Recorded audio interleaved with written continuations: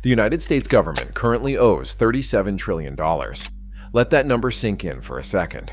That is more debt than the entire global economy produced in a single year just 2 decades ago. And here is the part that keeps economists up at night. Mathematically, there may be no conventional way to pay it back. But what if governments do not always pay back massive debts? What if they erase them? Not through default, not through austerity, but by changing the rules of the game itself, through something called a monetary reset.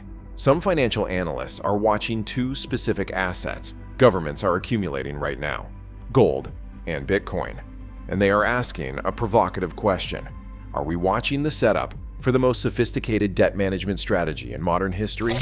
In this video, we are going to explore how monetary resets have worked historically and walk through a scenario that some economists consider plausible for the coming years. This is not about predictions. It is about understanding the mechanics. Let us start with a key difference most people miss: government debt versus personal debt. When you or I owe money, we have limited options. Work more, sell assets, cut spending, pay it back with real value. These are the basic options individuals face. But governments have a tool individuals do not. They control the currency itself. They can change what a dollar represents. They can revalue assets on their balance sheet. They can, in effect, rewrite the rules. This is not conspiracy theory. It is monetary policy. Throughout history, when governments face debt they cannot repay through conventional means, they have often chosen to restructure the monetary system itself. The result is usually the same. The debt burden shrinks in real terms, and so does the purchasing power of everyone holding that currency. To see how this can work in practice, let's go back to 1933. The United States was drowning in debt from World War I and the Great Depression. The economy was collapsing. President Franklin Roosevelt made a radical move. He revalued gold by 69% virtually overnight. Here is how it worked. For over 50 years, gold had been priced at $20.67 per ounce. Then Roosevelt issued Executive Order 6102, making it illegal for American citizens to own gold. Citizens had to turn in their gold to the government at the official price. Most complied. Once the government had collected the gold, Roosevelt announced a new official price, $35 per ounce.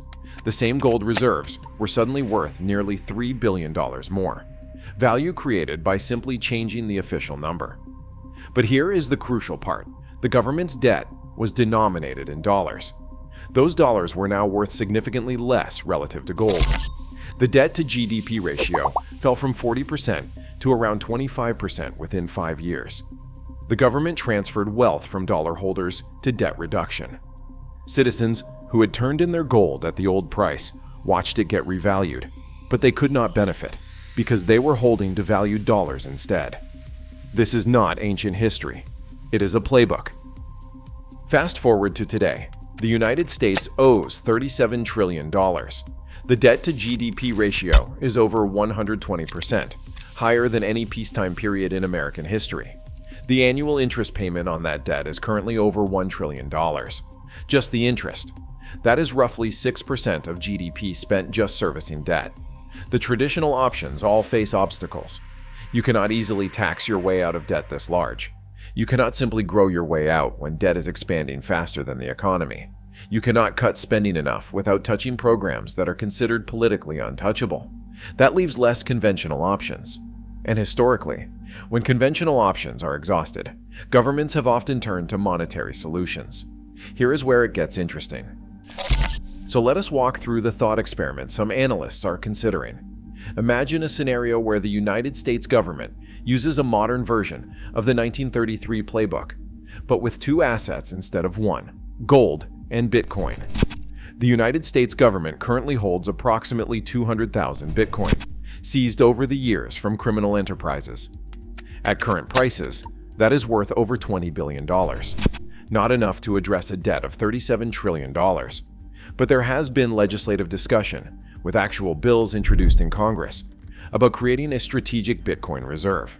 Some analysts see a different possibility. If the government were to accumulate 1 million Bitcoin over several years through various means, it would create an asset that could then be revalued. The United States also holds over 8,000 tons of gold, worth roughly $780 billion at current market prices. But here is a strange fact. On the government's official books, that gold is valued at just over $400 per ounce. That is the statutory price set in 1973. On paper, the entire United States gold reserve is booked at about $11 billion, not $780 billion. Pause and think about that for a second. Now imagine the government announces a new policy. They declare that for purposes of the US balance sheet, gold will be officially valued at, let's say, $15,000 per ounce, and Bitcoin at $500,000 per coin. If the government held 1 million Bitcoin, that would create $500 billion of balance sheet value. If gold were revalued to $15,000 per ounce, that is nearly $4 trillion in gold reserves. Together, that is about $4.5 trillion in newly created balance sheet value, just from revaluation. This would not pay off the debt, but it would dramatically improve the government's balance sheet and provide a way to reduce the real burden of debt over time. Here is what many people miss. When you revalue assets upward, you are simultaneously devaluing the currency downward. They are two sides of the same coin.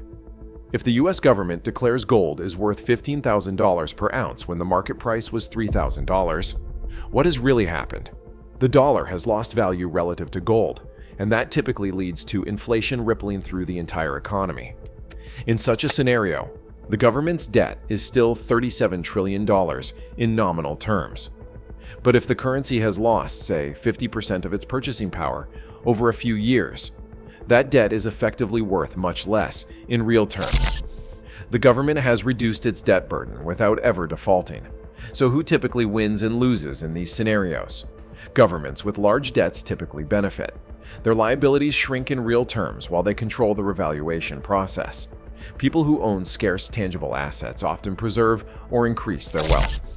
In the 1970s, when inflation was high, those who owned real estate, gold, or productive businesses maintained their purchasing power better than those holding cash or bonds. On the other hand, savers holding cash typically see their purchasing power erode. Bondholders can face significant losses. Fixed-income retirees often struggle because their income does not adjust while their costs rise. This is not fear-mongering, it is historical observation. We can see these patterns in the 1970s in America, in various countries throughout the 20th century, and in multiple other examples throughout history. And remember, the United States doesn't operate in a vacuum. Central banks around the world have been buying gold at the highest rates in decades. In 2022 and 2023, central banks purchased over 2,000 tons of gold, levels not seen since the 1950s. Countries like China, Russia, and India have been accumulating gold reserves. Some nations have also been developing alternative payment systems. If multiple major economies face similar debt problems, some analysts believe we could see a broader monetary reset, not just in one country, but coordinated across several nations. So what does this mean for you? Let me be very clear about what I'm not saying. I'm not predicting that this will definitely happen. I'm not giving you exact dates or telling you the government has a secret plan.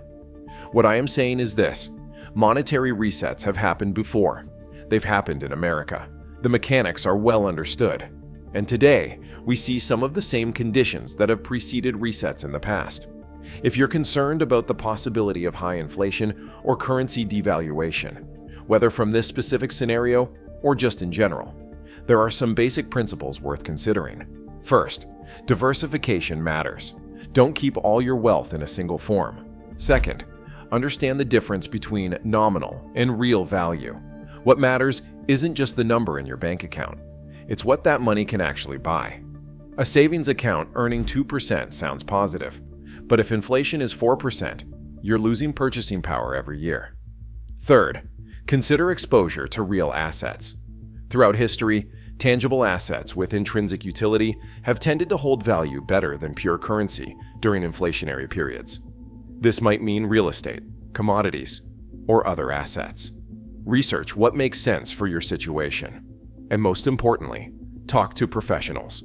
If you're making significant financial decisions, speak with qualified financial advisors who understand your specific situation. Generic advice from a YouTube video, including this one, cannot replace personalized guidance. The best response isn't fear, it's education and preparation. Understand the risks. Diversify appropriately. Build resilience. Stay informed. Does this mean a monetary reset is certain? No. Does it mean you should panic? Absolutely not. What it means is that understanding these dynamics is part of being financially literate in the 21st century. Nobody, including me, can predict exactly what will happen. But we can understand the possibilities, learn from history, and make informed decisions. If you found this analysis valuable, subscribe to the channel. We will continue exploring these big picture economic questions with the same balanced educational approach. Remember, this is educational content, not financial advice. Thank you for watching. Stay curious, stay informed, and stay thoughtful about your financial future.